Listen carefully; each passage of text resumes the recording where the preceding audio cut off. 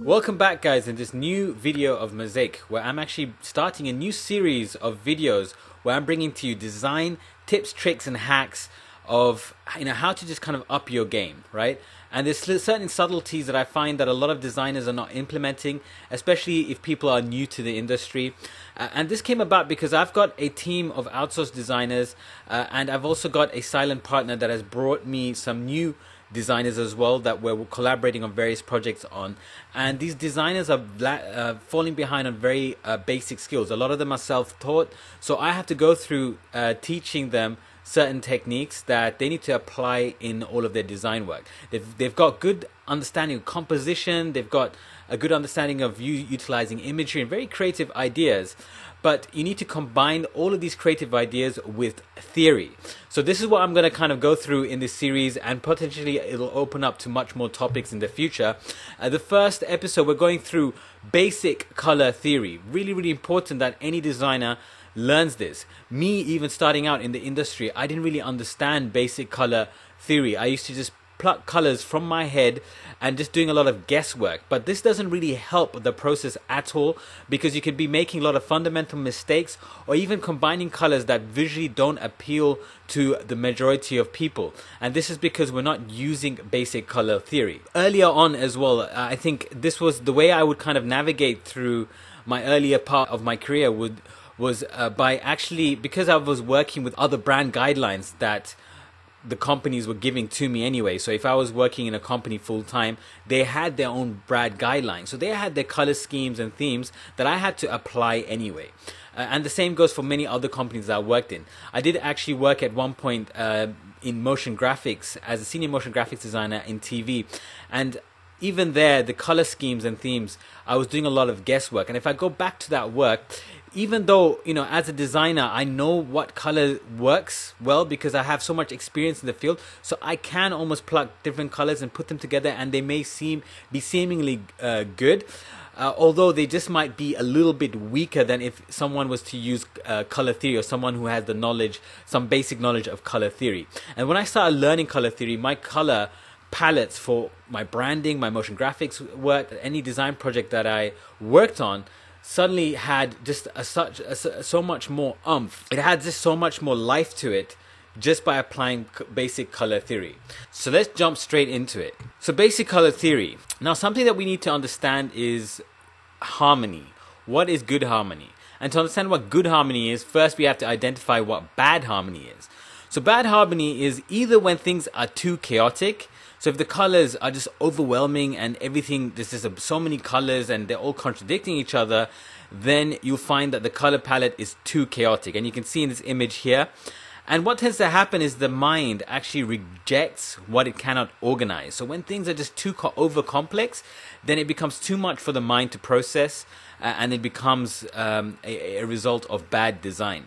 The opposite is also true. When things are too boring or too bland, and you're using just a very boring color palette, here you've got this blue and purple, they're very similar in tone, in brightness, and there's not much contrast happening, and it ends up being not as engaging. So when things are too boring and bland, the brain tends not to engage with it as much.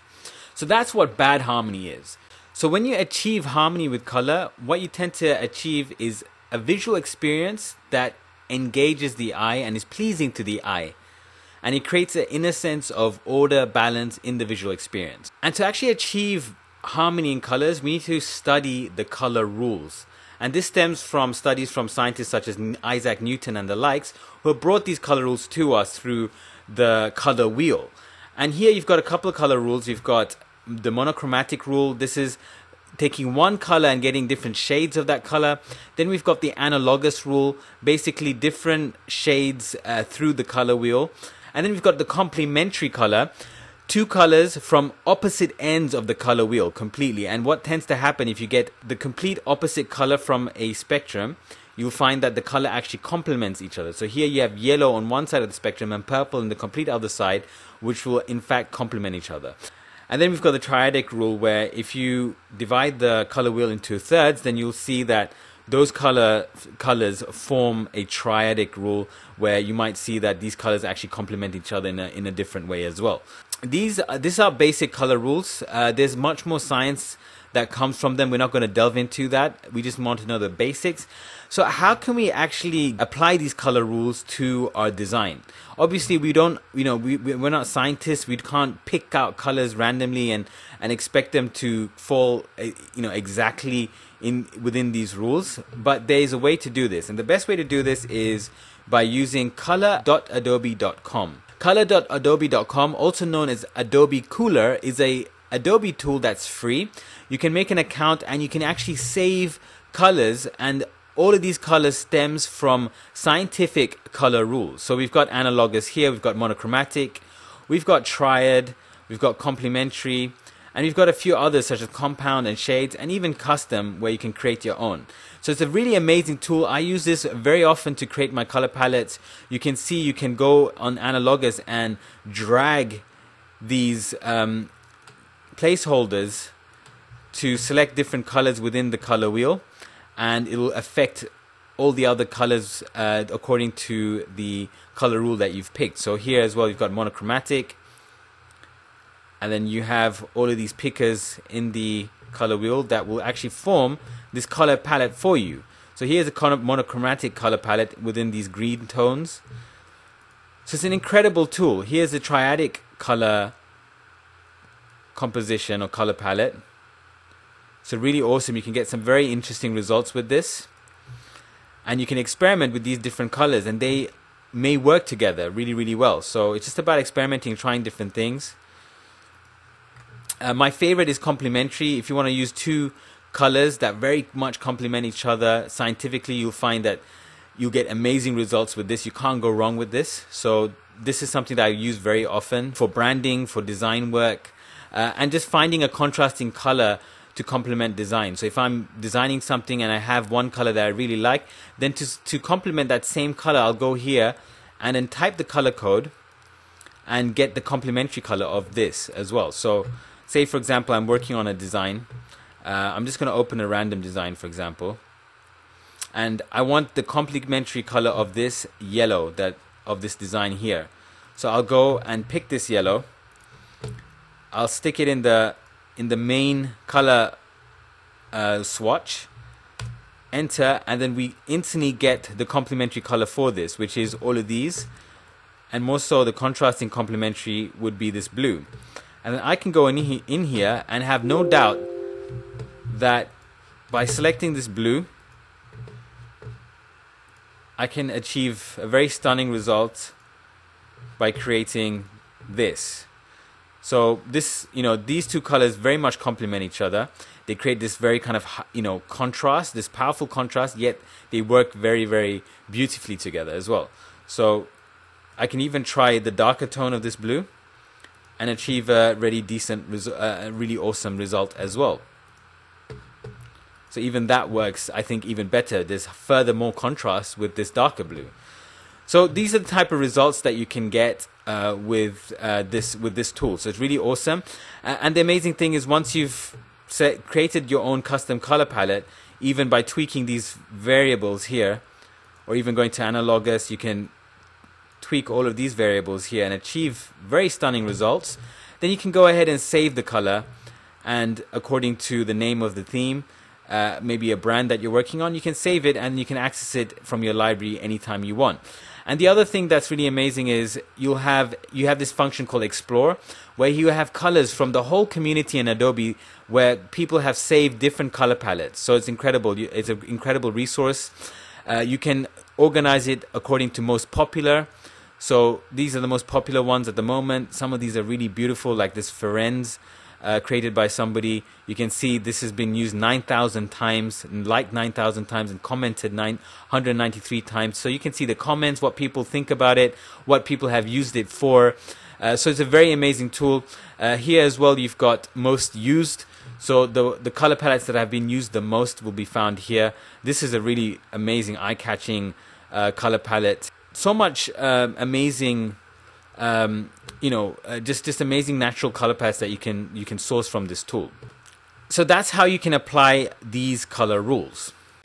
And as a result of using scientifically proven color rules, what we tend to achieve is 100% natural color palettes. And the amazing thing about sourcing colors from the natural world, whether it's different environments, different landscapes, different seasons, or even animals and plants, you can't go wrong with color palettes that come from the natural world, because these are colors that come from the creator of the universe. They are proven to work in all circumstances, and it's amazing what kind of results you can achieve by taking these color palettes and using them on branding, on design, or on any kind of design work that you want to apply it to. Here you can see that we've used this natural color palette from a coastal area with a sunrise and an ocean landscape, really beautiful color palette, and we've applied this on a simple clothing brand with the packaging and the bag and all of the other collateral. And as a result of using these color palettes on these products, you can see that we've created an amazing result, and you know, the color just really works well together. It complements each other in a very profound way. And a very easy way to create a natural color palette is just by using an image and applying it to color.adobe.com by using the create from image option. It's very simple. Just click the icon and then source an image that you want to source the color palette from. I've got an image here of a tiger, and a tiger in its natural background. And by sourcing the colors from this natural image, you can get immediately a very powerful natural color palette. And you can see that this color palette can be used for maybe a natural conservative brand. It could be used for an outdoor brand, maybe an organic food brand, or even something like even a gardening brand, right? So there's so many purposes that you can use this color palette just sourced from this one image of a tiger in its natural environment. So it's amazing what you can do with natural color palettes. And you've got color moods, so you can literally go through all these different color moods, and the tool will select those types of colors according to the mood that you select. So you've got dark. You can do a custom mood as well by moving these colors yourself. Then you've got dark, you've got deep, you've got muted, bright, and colorful. And the other scenario is if we're sourcing colors from human influenced scenarios. So here you can, for example, you can see a man-made structures like the boat is not a natural object by any means at all, and then we have the ocean there. Yet at the same time, even though there's man-made objects, we have a very amazing harmonious color palette, which then applied into this brand, this almost very corporate, like a hotel brand, creates a lot of a very powerful color palette, very corporate, very clean, and produces very amazing results. I've opened my Pinterest here, and I've got other color palettes that I can showcase which has human influence. For example, this scene here is a completely human influence scene. There's probably just two natural objects, which is the lemon and this plant here. I think it's mint or something. And yet we find this very profound color palette being sourced from this image. And the same goes for these other images here. We've got ice cream here with a completely man-made scene, yet again a very profound color palette. Here we've got another scene with completely man-made objects again, where you've got these, I believe, fishing nets, yet again a very profound color palette being sourced from these man-made items. Here there's a little bit of a natural influence, which is the sky in the background, but the foreground is filled with all of these man-made lanterns again, and yet again we've got a very harmonious color palette. So color palettes are found not only in scenes of the natural world, even though the natural world can produce probably the best color palettes. Here we've got a scene of the natural world producing really amazing results for color palettes, amongst others that I've saved here, such as these flowers and these plants, other environments, such as this one. These are natural worlds, but at the same time, anything with human influences also produces really amazing results. Why is this? The reason why these color palettes with human influences still work is because of the light source. What tends to happen is you get a tint from a specific light source, whether it's outdoor or indoor. There's a light, and that light casts a specific tint. If it's outdoor, then you get an ultraviolet tint, and what happens, it unifies all the objects underneath that light source. So if you've got a natural item, yet you've also got a man-made item, then there's a specific tint from that light source being cast out over those items, unifying those colors in some way. And this is why you can still get harmony. Now, there's much more scientific information with how this actually works, but this is the basic principle. So it is for this reason that if you want to achieve harmony in your colors for your designs, one technique is to use a photo filter. You can see in this top design at the very top, this was done by one of our designers in our team, and she chose the colors by herself, which as a designer you can choose, most likely you can choose very good colors, but scientifically they might not complement each other 100%. And you can see by looking at the top design, there might be some colors that are not 100% complementing each other, even though it's quite close. But then after adding a photo filter, you can see this is after she gave the design to me. I added a photo filter and changed a few other things in the design itself after giving her some feedback. And by adding the photo filter, you can see suddenly the colors have unified in a much more harmonious way. There's more harmony in the color palette, it looks more natural, and the colors have now fused together. So this is just one technique of creating harmony in your colors. If you feel that your colors are not working in your design, try using a photo filter and it might work. And in this slide you can see a before and after for a critique that I conducted with my design team. On the left hand side you can see the designs from my design team. They've created these Pinterest adverts. Moving left from right, you've got the first advert is a sports concept. The next one along, you have a smoking kills concept of a woman smoking cigarettes showing it's harmful. And then the next one along is a double exposure effect, big significant things, a really nice effect that the designer has done. One thing I'd like to make a note of, the big significant things design, the double exposure effect that the designer did, looks really, really spectacular. I think he's done a good job. The color palettes look really, really good as well. It's black and white with some green tones from a rural landscape. It really does work, but I just showed him a different direction as well that he can use and apply just to give him more variety. So this is on the left hand side what my designers delivered to me, and then I gave them some feedback and critique and applied some color palettes myself, and these are the results that I achieved, amongst also doing some design changes, but that's not what we're going to focus on. We're going to focus mainly on the color palette and the photo filter. So after applying a color palette and photo filter, you can see the first design for the sports concept. In my designer's version, there's not much harmony in the colors. There's not much harmony in the photographs of the different sports personas there. The images look very, very different from each other. She must have taken photos from different stock images that she has used, and each stock image is a different type of image, so when you see them together they don't work well together. The color palettes I feel are not very complementary. She must have just tried to take them from the top of her head, just trying to do a lot of guesswork and guess the colors herself. But after applying proven color palettes that I have sourced from proven designers or brands that we have looked at, we've applied a color palette here and it's actually proven to work.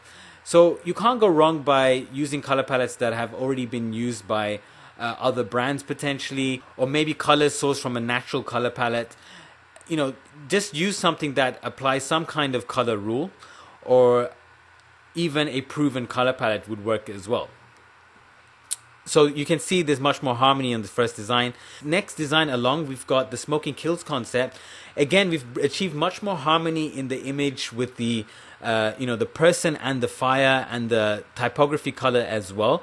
And this was simply by just adding a photo filter in the image. So I simplified the image a lot more, and then I added a photo filter that was actually picked. The color for the photo filter was actually picked from the fire itself, so that we know that it's going to produce a very uniform color now. So I went and used the color picker and picked the color from the fire, and then used that in my photo filter so that I know that it'll definitely create a lot of harmony.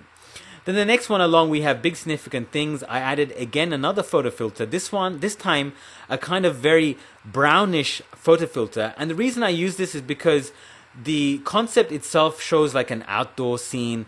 We've got a very kind of rural environment with a cottage in a very kind of natural environment. And I thought, if this is going to be an outdoor scene, a very natural environment, why not create more context by adding a very brown kind of photo filter that can give that feeling. And what this has done as well is create a lot of harmony and uniformity within the colors. And before I move on to the next slide, I need to also speak about color context, which is very important.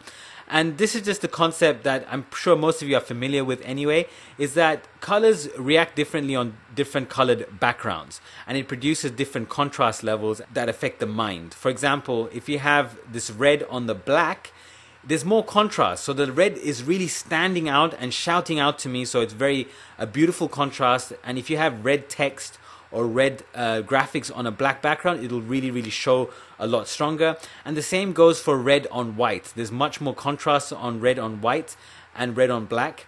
But if you use red on pink or red on brown, these kind of very similar color tones, then the effect is much more dull. There's not much contrast, and it might not be as effective depending on what you're trying to do. So it's very important to understand color context and use contrast to create meaning in your designs, so that things will stand out in a very profound way. Moving forwards, we have color meaning depends on context. Now we all know we tend to see color and it has different effects on our mind and our understanding. And we can create different messages through colors. But it's also very important to note that not every color has just one message. In fact, one color can have several messages, but it depends on the context of where the color is being seen. For example, you see these images. You have yellow being seen in honey. If you see yellow in honey, then you automatically create the meaning inside your mind and your heart that, okay, the yellow here is sweetness, it's warm, it's welcoming, it's beautiful, it's tasty perhaps. Although in the opposite context, or another scenario, for example, is where you have yellow being used in a warning sign. Here on the right hand side, you have a yellow being used in the context of a warning sign, extremely volatile warning, maybe some kind of hazard issue that needs to be highlighted, and automatically now we sense we create a message in our heart and mind of danger, of warning, so this is a completely opposite and completely different message.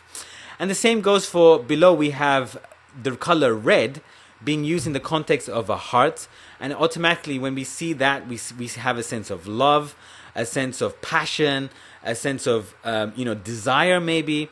And these are different feelings that red can produce in your heart and mind. But then again, in a completely different scenario, here again we have red being used for warning. So you can see red can be used for warning, for stop signs, for again hazardous situations. And this is very important that color doesn't necessarily have one meaning. It can have several meanings. It just depends on the context of where it's being used. With this in mind, understanding that colors can create several different meanings, then you will actually leverage the ability to use colors so that you can create different messaging through design.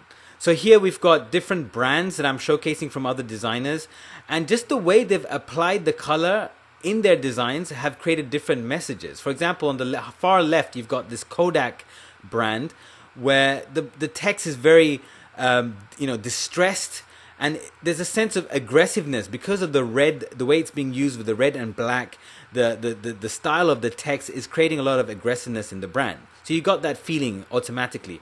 Then moving to the next design, you have Jade Park. It looks like a very premium, rich, luxury brand. And just by using the kind of dark teal color and other colors in the bronze kind of hue, you've got this very profound luxury effect. Then next onwards, we have Hanami, this other brand, which is a woman's cosmetic brand.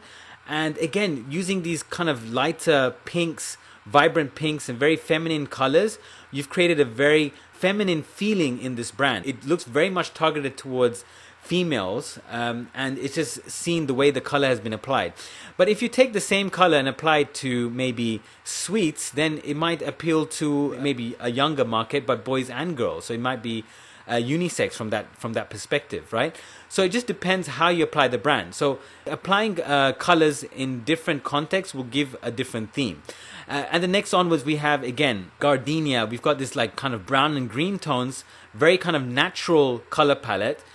Yet again, you're getting this feeling of, you know, the message behind it, which is for gardening. It's very much showing that purpose through the color palette, right? And then the last one we have is power meals. And in this context, we have these health supplements or power meals for people who are engaged in sports activities. You see that the color orange has created a sense of energy, a sense of power, a sense of vibrancy. And so we have a different meaning here. But all of these same colors can be used in a completely different brand and create automatically a different feeling as well. So colors can be utilized to create different feelings and moods and themes in the minds of people. Moving on to the next critique, my designers delivered another set of Pinterest adverts, and this time I only advised on the color palette and changed the color palette for them. So moving from the left hand side, you can see what my designers delivered to me. The first concept is a just forgive design concept, which looks very almost psychological. It could be used maybe for a charity campaign. Next one along, we have the Electro Summer and City Night concept, which seems like an event advert banner. And the last one is We Believe in Fighting. Looks like a boxing advert or boxing campaign. And what I applied was mainly pretty much color palettes, along with a few design changes as well. So moving to the first design, you can see what change I made on the right hand side. What my designer actually delivered for me was, you know, very vibrant. I mean, the design itself is very kind of distressed, very deep, dark almost, or very depressive concept. And it's very important that this message gets seen through in the color as well. So what I went and did was applied much more appropriate colors for this context, because using a bright yellow, I felt didn't give away this message very clearly. So we applied much more duller colors, along with changing some of the typography to make it more consistent. The main thing which I changed, which had a profound effect, was the colors. So you can see we've used a black background. We've changed the color of the melting text into a much darker hue. And then we've added a very dull off blue to really bring about this message of the context of the advert, which is just forgive, this very distressed message. And it works much more better in this context, right? So it's very important to get the colors right for the context to give more meaning. So that's very, very important. Next one along, we have a design for an event. And the issue I had with this design from my designer was that the colors were too random. There doesn't seem like there's any natural color palette. And it looks like he just selected the colors by himself without maybe looking at a natural color palette or using any color rules.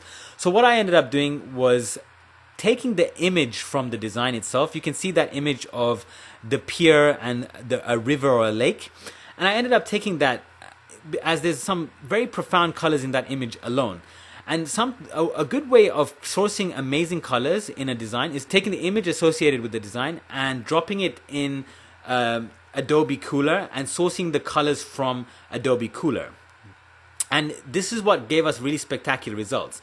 So something to really note here is using context image to create a color palette. So again, going back to the design that my designer created, the Electro Summer City Night advert, you can see he's used an image in the background and he just picked out random colors by himself, where he could have easily taken the image he used and sourced the colors from there.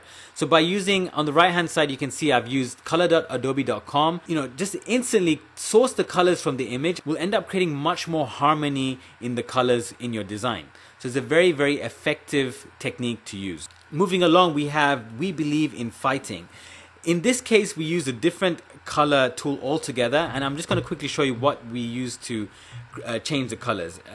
Just before that, you can see what my designer delivered to me. It looks very kind of, I don't know, it just feels, it does, the colors seem interesting. I can definitely say that. The colors look interesting, and maybe it could work in a different scenario.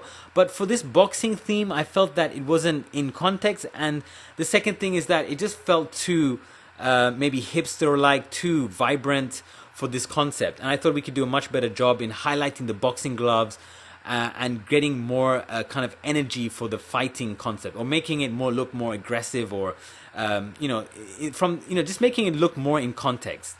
And what I ended up doing was actually going to colorhunt.co, which is another amazing resource that I should let you know.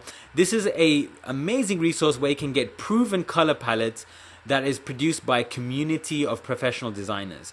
I come here very, very often to create my brands and other color palettes for various designs for different projects that I work on.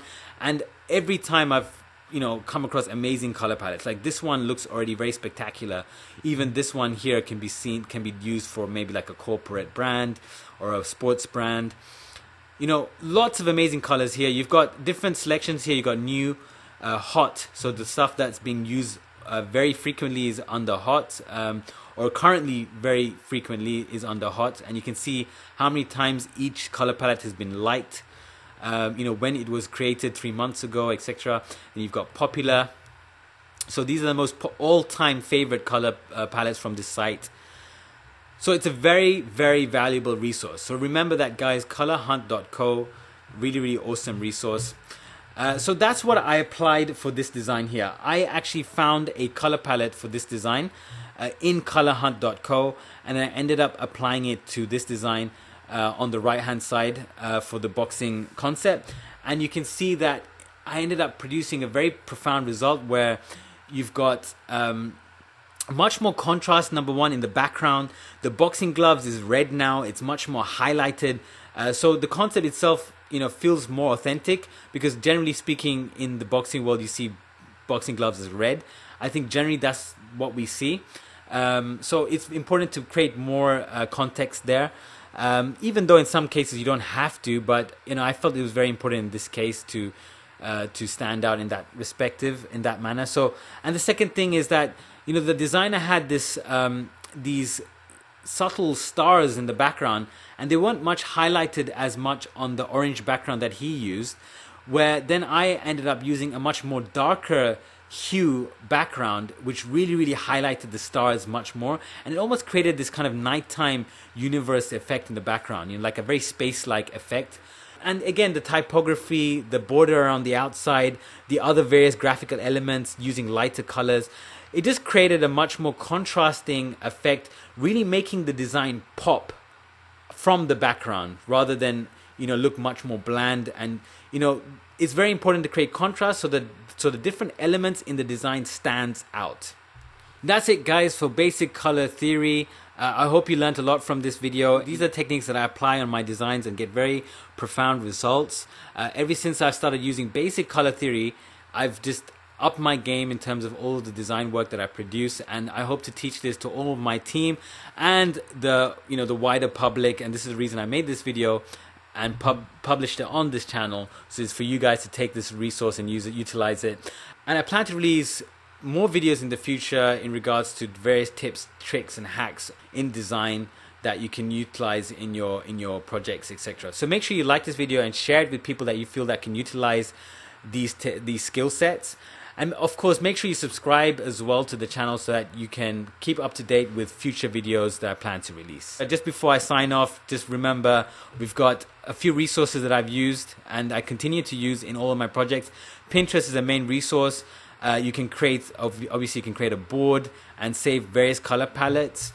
You can search for color palettes, of course. And I tend to find amazing color palettes on Pinterest alone, whether it's natural, whether it's man-made. So there's so many different options that you can source from here. The other place is colorhunt.co, one of my favorite resources, so make a note of that. And of course, we've got color.adobe.com, which is another amazing resource. These are my 3 resources that I feel everyone should, definitely take advantage of.